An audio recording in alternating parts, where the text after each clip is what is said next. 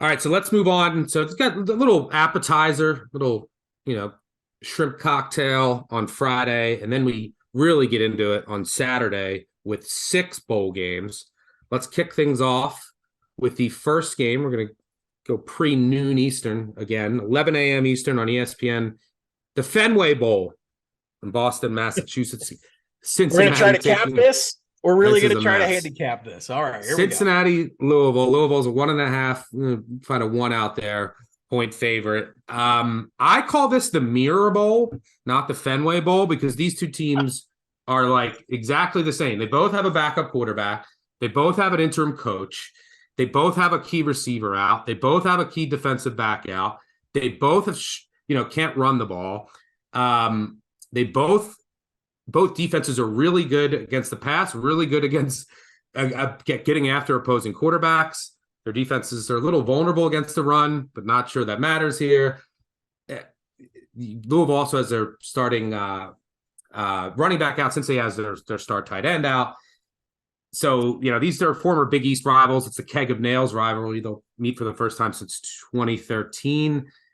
That not only did these two teams profile so similarly, they're going to be on the same sideline, the same sideline. And Scott Satterfield went from Louisville to Cincinnati, but he's not going to be involved in bowl preparation. Yeah, you want to jump in? Yeah, I just want to give you one more thing for the Mirror Bowl. You ready? These two teams are 123rd and 122nd in penalties.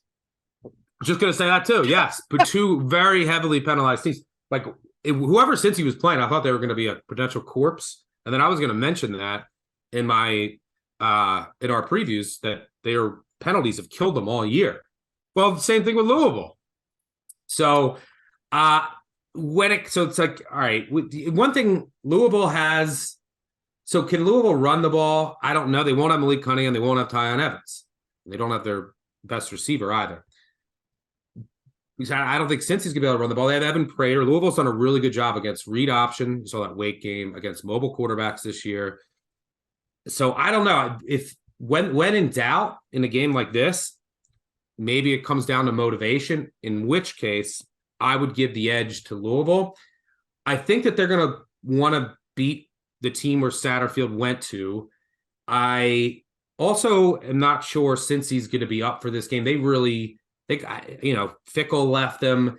Their last game of the year, they lost at home with a chance to go to the conference championship. And this is a team that was in the college football playoff last year. And now they're in the Fenway Bowl. So I guess from a motivational standpoint, I'd give the edge to Louisville, which is where I might go. Really tricky game, the handicap, though. Apparently Satterfield's not involved in the preparation at all. And he's going recruiting, but he's going to be you got to think he's going to be involved in from afar. So, both teams are going to be the same sideline. It's the way that Fenway is configured for this game. Make some sense of this. I might throw some change on Louisville just for fun. Yeah. This is not a game you hammer. Yeah, I believe this one caught a bowl confidence pool number of like 2, 3, 4. It was way down there. But, you did a good job setting it all up. You can't get over like how much these teams look like each other right now. And I think you come down. I think let's start with the quarterback. So if you go, Cincinnati's Evan Prater versus Louisville Brock Doman.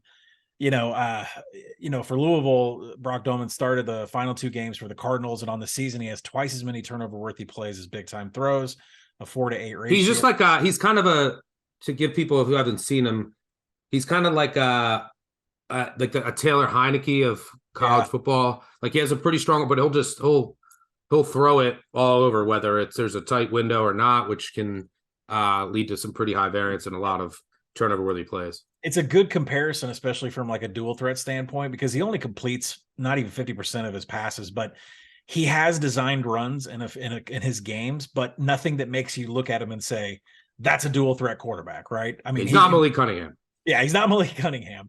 And then he switched over to Evan Prater for Cincinnati. He got some PT in, got the start against a stiff Tulane pass defense, 10 of 26, but nobody's passing against Tulane's defense. And Prater finished the season with no TDs or big-time throws and 51 passing attempts. But he can move. He is more of the dual threat quarterback in this. 68 yards on designed runs against Tulane, 224 yards on the season on the ground. If you break everything even, Stuck in there trying to find the handicap in this. There's a huge difference in tackling here. Cincinnati is 32nd in tackling. They're much better at it than Louisville, who is 122nd.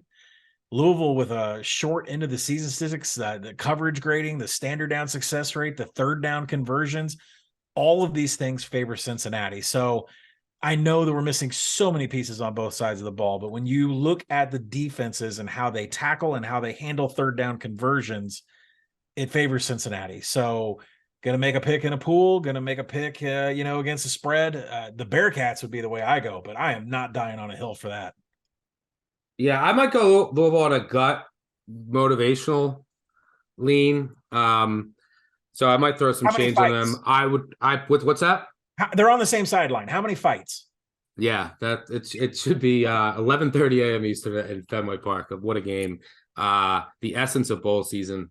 And reminder, if you don't bet on a bowl game, did it even happen?